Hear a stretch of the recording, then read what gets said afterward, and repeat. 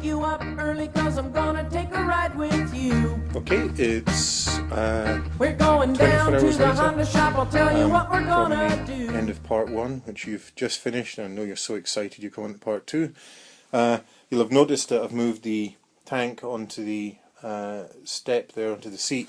The reason behind that was there was so much foam coming out here that it was actually running down and was going to soak all the stuff on my bench, so I didn't want that to happen. So I moved it down here, and it appears to have calmed down a wee bit. Lost some water, not very much, from the drip. That seems to have slowed up. The meter's pulling about next to nothing actually, not even a quarter of an amp, so not very much coming through there. So let's switch it off.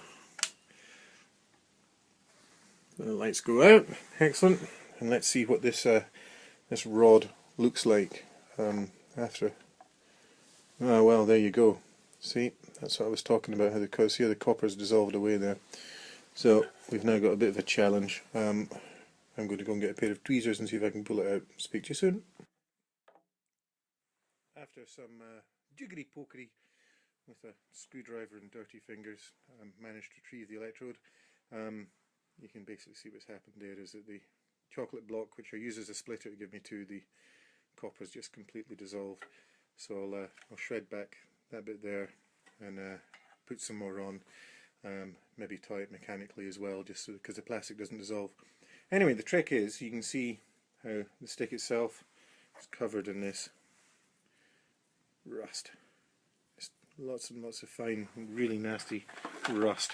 I'm going to wash my finger in the tub there, which is great. So all I'm going to do is I'm going to take off the rings. I'll take a photograph for you and mix it into this. Clean up the rings, redo the wire. I think what I might do is empty the tank, because I knocked off quite a lot of the rust that was on that when I put it in. So I'll clean out the tank, put in a fresh solution. I'll take a photograph of the inside of the tank as well, and then we will start another one off. Right, I've removed the bar, and as you can see, this is the filth that's come off. Well, lots of actual good solid bits of rust come away. Quite a lot came out from the tank when I emptied it. I've refilled it with water. You won't make out that it's actually shiny in the bottom in a couple of bits now. This bar, which was shiny and clean, is a mess, so I'm going to strip off that bit of wire. I'm going to run it over with the angle grinder, get it nice and shiny, resolder it onto the live lead, and then put it back in the tank. Cleaned it off now, using the angle grinder, so it's nice shiny metal again. Yeah, looks reasonably good. You can see the holes are a wee bit corroded. I'm not going to worry too much about that. And I've put the wire through and tied it off again, this time without the connector, which I was using to give me 2 runs. And that should be good. So I've slathered some flux on it to help the solder stick, and I've got some good lead solder. Now you get lead-free solder, which is for plumbing applications, because lead is bad for you and it shouldn't be ingested.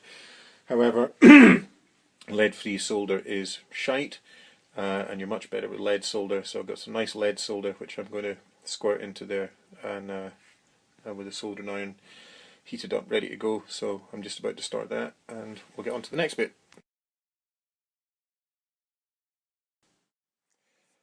The bar is cleaned up now, so it's nice and shiny.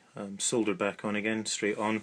Again, same as before, I've put the wire through and tied it through one of the holes before soldering it on, so it's still on the plastic if the copper dissolves away.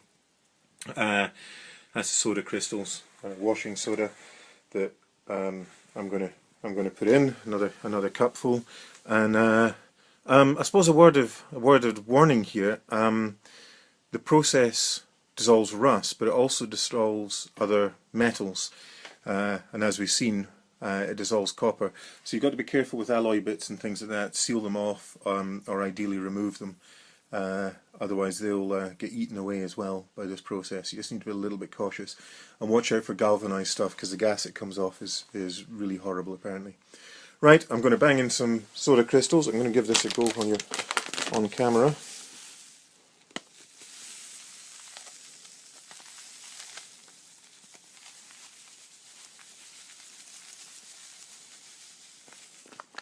and that's about exactly about guesstimate about right. Okay, so we've done that. Let's take that up there. Right,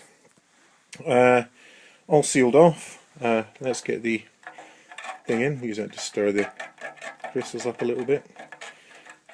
Again, over towards the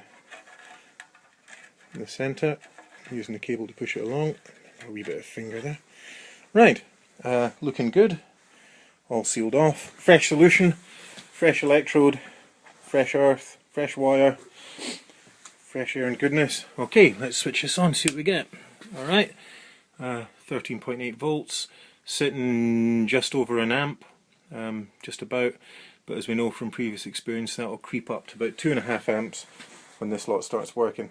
So that's it for tonight. Again, we'll pick this up tomorrow, this time tomorrow, do another batch, and hopefully that'll be the last one, and then we can get on to the sealing of the tank afterwards. Alright, have fun. It's alright. It's alright. It's alright. I'm gonna wake you up early 'cause I'm gonna take a ride with you.